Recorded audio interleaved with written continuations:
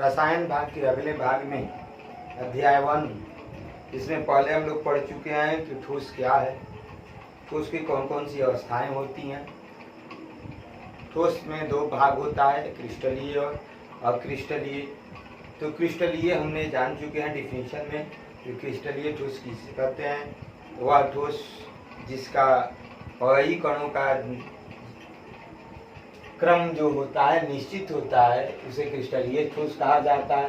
फिर हम लोग ये भी जाने कि क्रिस्टलीय ठोस का ज्यामितीय आकार निश्चित होती है, यानी कि अगर वो टूटता है तो उसका आकार एकदम निश्चित रहता है, सारे टुकड़ों का आकार निश्चित होता है। उसके बाद हम लोग ये भी पढ़ चुके हैं कि इनका गलनांक निश्चित होता है।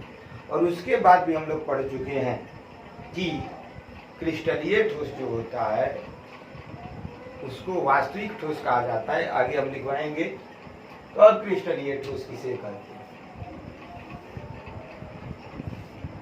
सबसे पहले इसकी परिभाषा, वह ठोस जिसके अवयवी कण इस रायदार ठोस में हम देख रहे हैं कि प्रत्येक छोटे छोटे टुकड़ों का क्रम में ज्यामितीय आकार निश्चित है। व्यवस्थित रहते अतः हैं। किसी भी पदार्थ में, रायदार पदार्थ में ज्यामितीय आकार निश्चित होता है। अक्रिस्टलीय ठोस कहा जाता है। तो अक्रिस्टलीय ठोस में क्या होता है कि उनका ज्यामिति, उनके जो अवयवी कण होते हैं उनका कोई एक निश्चित क्रम नहीं होता, वे अलग अलग क्रम में व्यवस्थित रहते हैं। जैसे में अगर देखा जाए तो यहाँ पे कुछ 3 ऐसे अगर हो गए तो अगले 3 ऐसे हो गए, अगले 3 ऐसे फिर हो गए, फिर अगले 3 ऐसे हो गए। यानी कि कभी भी इनको देखें तो इनका क्रम निश्चित नहीं हुआ।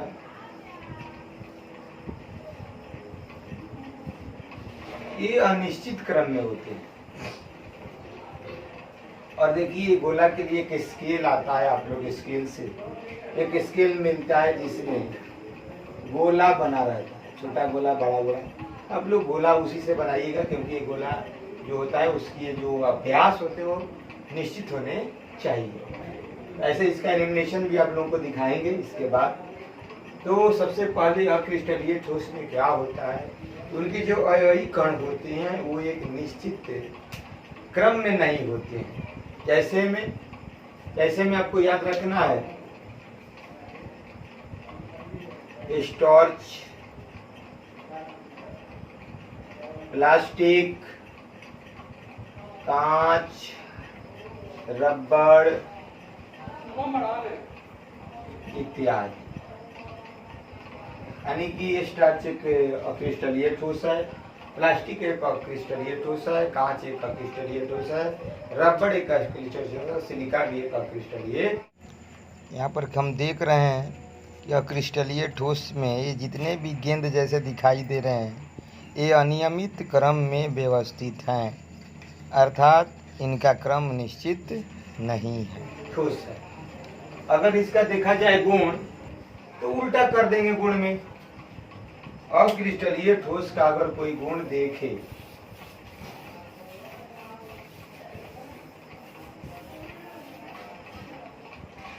अक्रिस्टलीय ठोस,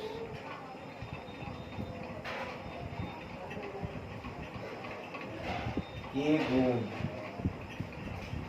तो पहला इनके ज्यामितीय आकार निश्चित नहीं होता।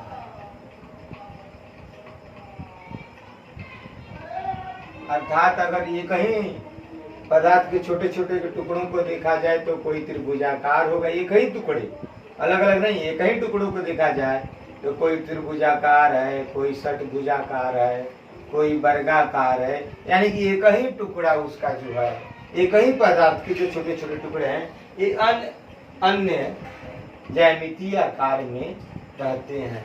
नंबर 2, नंबर 2 में इनका गलनांक निश्चित नहीं होता है। ये जो है, ये जो पिघलते हैं तो ये नहीं है कि सीधे पिघल जाते हैं।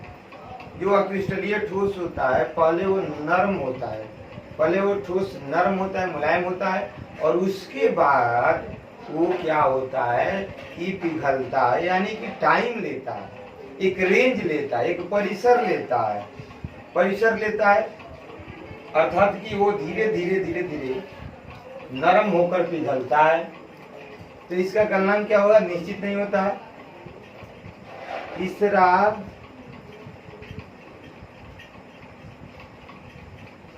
यह समदैशिक होता है।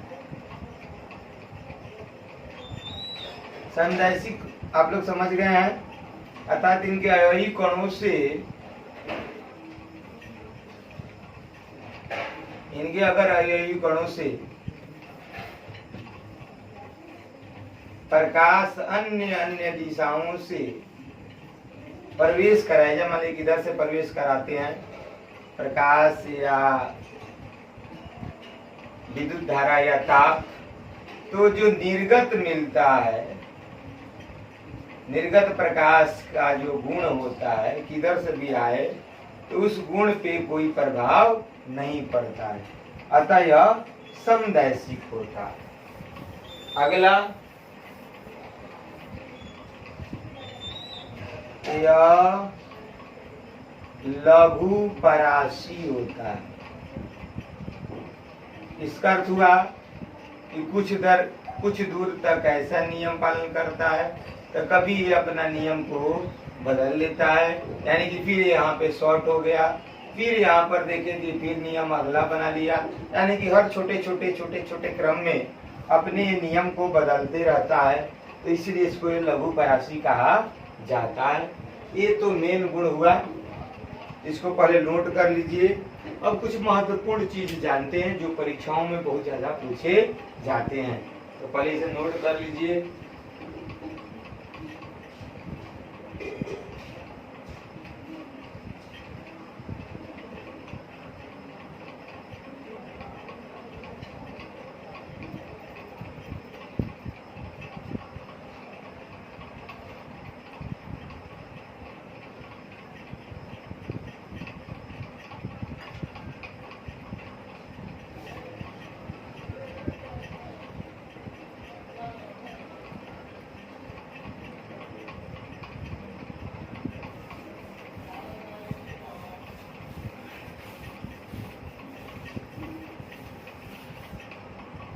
कुछ महत्वपूर्ण पॉइंट एक नंबर के लिए, कुछ महत्वपूर्ण तथ्य, सम इम्पोर्टेंट फैक्ट, जो आपको ऑब्जेक्टिव में हमेशा वस्तुनिष्ठ प्रश्न में आएगा। पहला महत्वपूर्ण पॉइंट है कि क्रिस्टलीय ठोस का शीतलन वक्र असंतत होता है, जबकि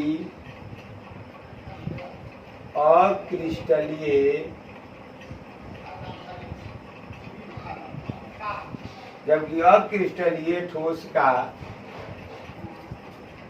शीतलन वक्र संतत होता है। ये क्या है शीतलन वक्र, यानी कि हम लोग शीतलन वक्र बनाते हैं टाइम और टेम्परेचर, इधर आपका टेम्परेचर इधर टाइम,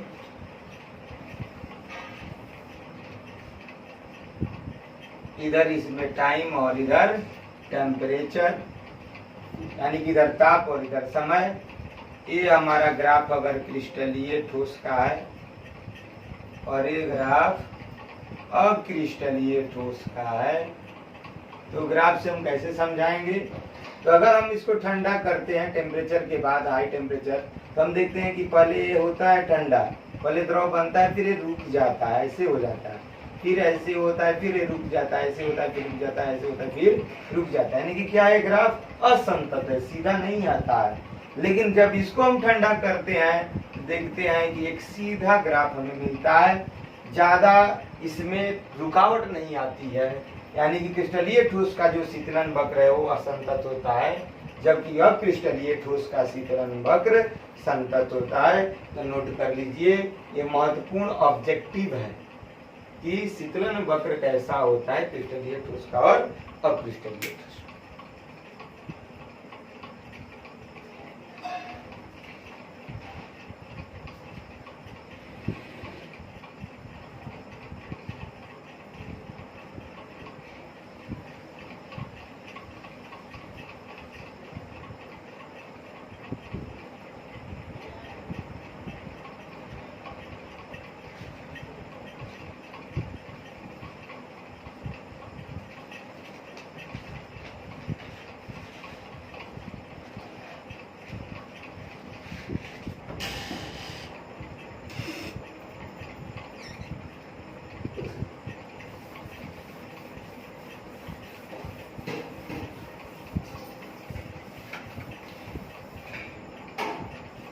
अगला स्टार, क्रिस्टलीय ठोस को वास्तविक ठोस माना जाता है, यानी कि ट्रू सॉलिड माना जाता है। क्रिस्टलीय ठोस को वास्तविक ठोस माना जाता है, क्योंकि ये ट्रू सॉलिड, यानी कि इसका अर्थ हुआ कि कभी भी हम अगर इसको देखें, इसके आकार में कोई परिवर्तन नहीं होता, हमेशा इसका मोटाई उतना ही रहता है, चौड़ाई उतना ही रहता है, लंबाई, यानी कि इसके बीमा में कोई परिवर्तन नहीं होता है। लेकिन अक्रिस्टलीय ठोस को अति शीतित द्रव कहा जाता है, सुपर कूल्ड लिक्विड कहा जाता है। इसका अर्थ क्या हुआ? अतिशीतित द्रव का अर्थ क्या हुआ? यानी कि अगर हम लोग कांच को देखें, किसी के घर में कांच लगा हो, कांच की खिड़की, यानी कि खिड़की में अगर कांच लगा हो, तो हम देखते हैं क्या कि अगर 6-7 महीने के बाद देखते हैं तो उसको देखते हैं कि ऊपर की उसकी मोटाई पतली हो गई और नीचे की मोटाई अधिक हो गई, यानी कि वो नीचे की ओर बहता है, यानी कि उसका मोटाई जो है नीचे में मोटा ज्यादा हो जाता है और ऊपर में वो 5-6 महीने के बाद क्या हो जाता है, पतला हो जाता है। यानी कि अर्थ हुआ कि जितने भी अक्रिस्टलीय ठोस हैं वो अतिशीतित द्रव है, यानी कि अपने को परिवर्तित करते हैं, जबकि क्रिस्टलीय ठोस में कोई परिवर्तन नहीं होता है। अगला एक महत्वपूर्ण पॉइंट है, हम लोग जो आज के युग में कंप्यूटर की बात करते हैं कि कंप्यूटर, आज के युग में कंप्यूटर बहुत महत्वपूर्ण भूमिका निभा रहा है, खास करके संचार में या अन्य कार्यों में। तो कंप्यूटर के माइक्रो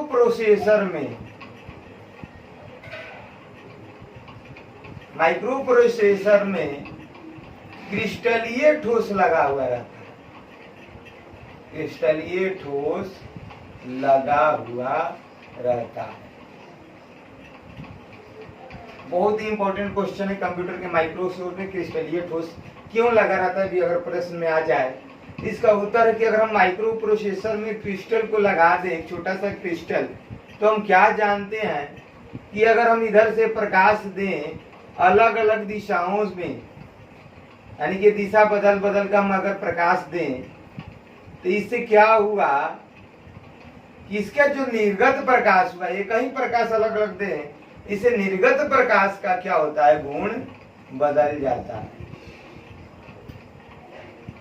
यानी कि हम लोग अगर यहाँ से करंट भी दें तो निर्गत करंट का गुण बदल जाता है, यानी कि इससे जो निर्गत प्रकाश तो हम लोग कंप्यूटर में बात करें तो निर्गत धारा का गुण बदल देता है, जिसके चलते हम लोग अलग अलग काम एक ही समय में कर लेते हैं। तो कंप्यूटर के माइक्रो प्रोसेसर में क्रिस्टलीय ठोस लगा रहता है। इसका कारण क्या है कि अगर हम विद्युत धारा एक समान दें तो निर्गत विद्युत धारा का गुण बदल जाएगा, जिससे हम अलग अलग तरह के कार्य को परफॉर्म कर सकते हैं। ये बहुत महत्वपूर्ण है कि कंप्यूटर के माइक्रो प्रोसेसर में क्या लगा रहता है, एक छोटा सा क्रिस्टलीय ठोस लगा रहता है। अगला हेडिंग है बंद संकुलन।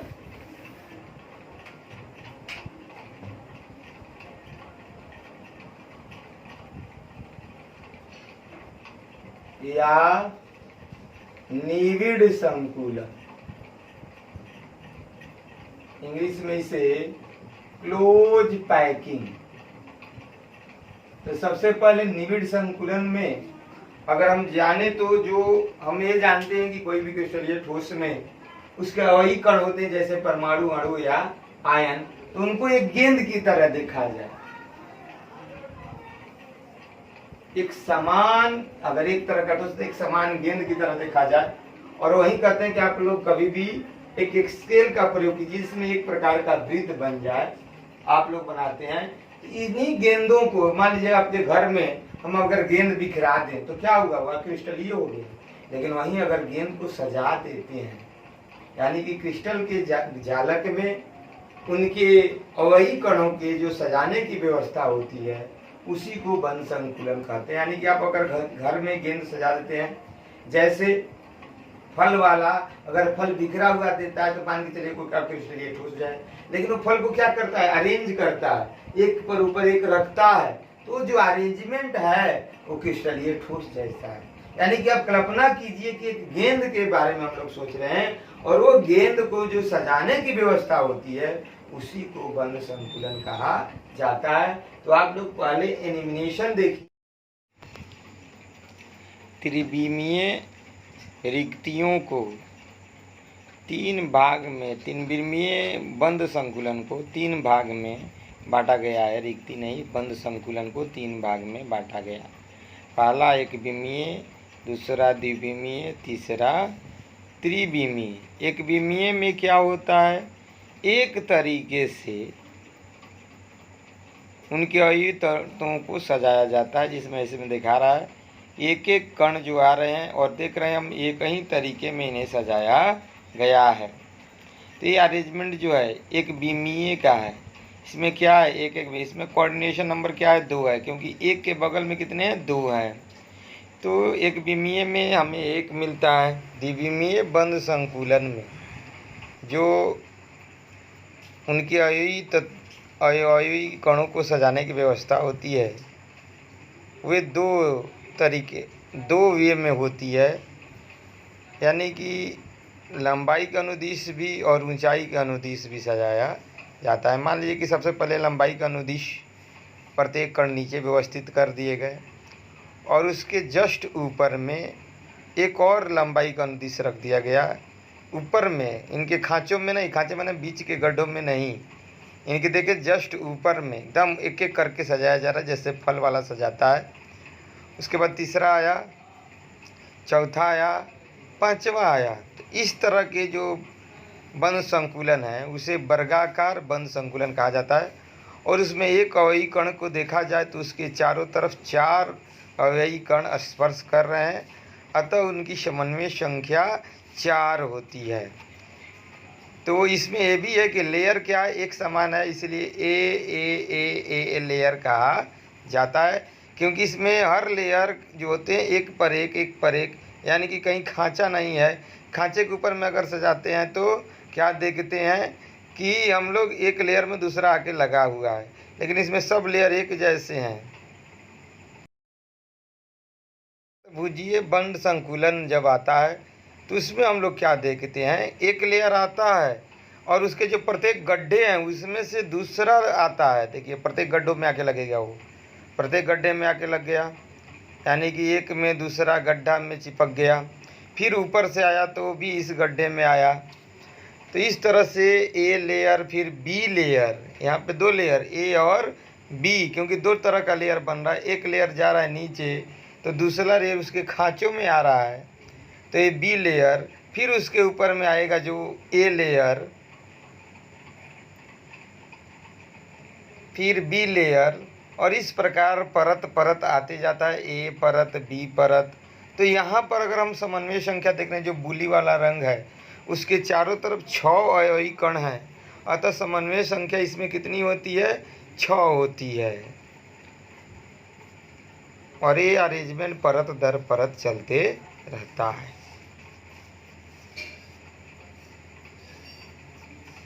तो इस व्यवस्था में क्या होता है, एक के खांचे में दूसरा परत आता है, फिर उसके ऊपर में उसका खांचों के अंदर में आता है, और ये परत चलते रहता है। यानी कि द्विविमा दो प्रकार की होती है, वर्गाकार बंद संकुलन और षष्ठभुजीय बंद संकुलन। और ये जो बीच में गैप दिखाई दे रहा है, इन्हें बाद में हम लोग रिक्ति कहते हैं। तो रिक्ति दो प्रकार की दिखाई दे रही है, एक में रिक्ति त्रिभुजाकार बन रही है और दूसरे में चतुर्भुजाकार रिक्ति बन रही है। वो जो हरे रंग का रिक्ति है, खाली जगह, उसको हम लोग वॉइड कहते हैं इंग्लिश में। वो रिक्तियों की संख्या बताएगी, बाद में हम लोग इसको पढ़ेंगे कि रिक्तियाँ क्या होती है।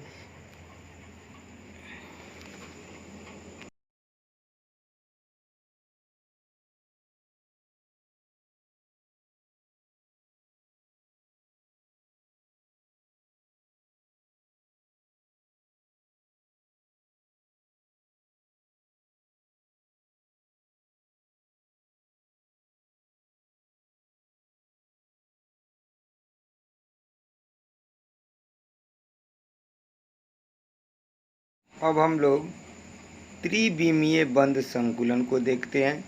तो त्रिविमीय में क्या होता है, तीनों एक्स के अनुदिश भी कुछ आते हैं, कुछ वाई के अनुदिश भी आते हैं, और कुछ जेड के अनुदिश। यहाँ पे हम देख रहे हैं एक्स और वाई अभी आया, इसके ऊपर अगर आ जाता है तो जेड के अनुदिश आ गया। यानी कि एक्स में भी, वाई में भी और जेड अक्ष में भी, यानी कि तीनों में। और तीनों में ये हम लोग अरेंजमेंट जो देख रहे हैं इसमें यही है कि एक के ऊपर दूसरा परत रख रहे हैं, यानी कि ए के ऊपर ए परत, ए परत फिर ए परत फिर ए परत फिर ए परत, इस प्रकार हम लोग इसमें व्यवस्था कर रहे हैं।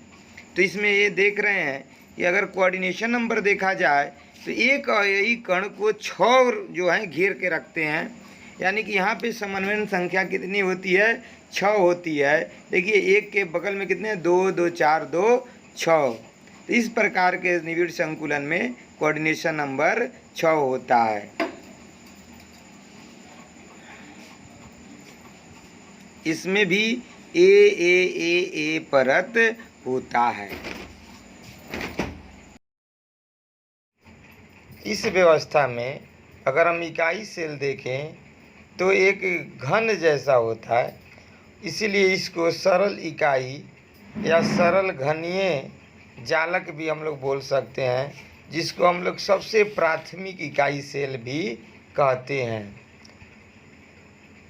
अगला जो पैकिंग आया वो हेक्सागोनल क्लोज पैकिंग, यानी कि खांचों वाला आ गया, और उसको हम लोग त्रिविमीय व्यवस्था में अगर सजाते हैं, यानी कि ए परत के ऊपर में ए, बी के ऊपर में ए के ऊपर में फिर बी, तो ये हमारा जो है षष्ठभुजीय जो था द्विविमा में उस जैसा अरेंजमेंट होता है। यानी कि पहला लेयर जो था वो षष्ठभुजीय बना रहा था, दूसरा लेयर भी षष्ठभुजीय बना रहा था। यानी कि एक के खांचा में अगर दूसरे को रखते हैं तो एक व्यवस्था बनती है। और ये जो हरे रंग का देख रहे हैं, यानी कि इस व्यवस्था में जो रिक्ति होती है वो त्रिभुजाकार होती है, जो खाली जगह बनता है वो त्रिभुजाकार बनता है। अब उसके खांचे में दूसरा रख रहा है, लेकिन इसमें भी त्रिविमीय है, यानी कि एक्स के अनुदिश, वाई के अनुदिश और जेड के अनुदिश इसे रखा जाता है। यानी कि ए परत फिर उसके ऊपर बी परत फिर ए परत फिर बी परत, इस प्रकार ये व्यवस्था चलते रहती है।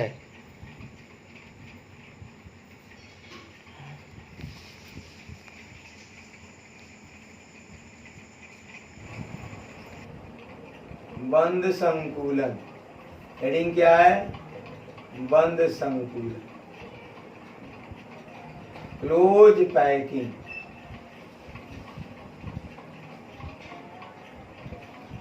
तो क्या होगा, इसी क्रिस्टल के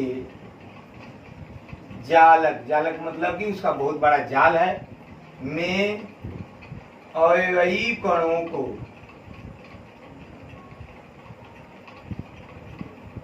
सजाने की, कुछ लोग तो त्रिबीम में सजाने भी कहते हैं, सजाने की व्यवस्था को बंद संकुलन कहते हैं। यानी कि जो अरेंजमेंट है, तो मान लीजिए कि हम अगर एक बीमीय बंद संकुलन देखें तो क्या हम करेंगे, एक बीमीय संकुलन में एक अगर अक्ष को अगर हम जोड़ दें, एक बीमीय हो गया, क्या होगा इसमें, एक के बाद एक जाते जाते। इसमें एक और परिभाषा बनेगी, समन्वय संख्या क्या है। एक परिभाषा बनेगी,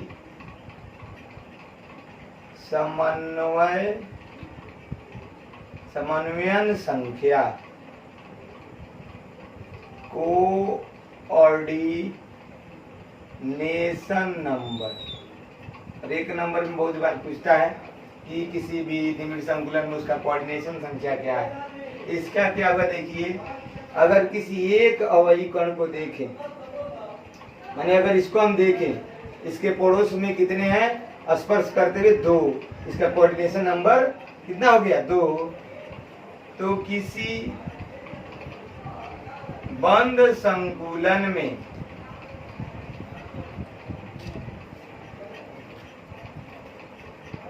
उपस्थित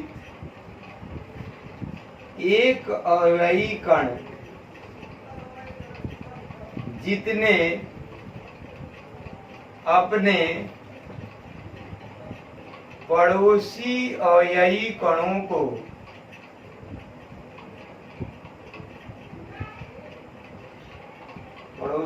कणों को स्पर्श करता है,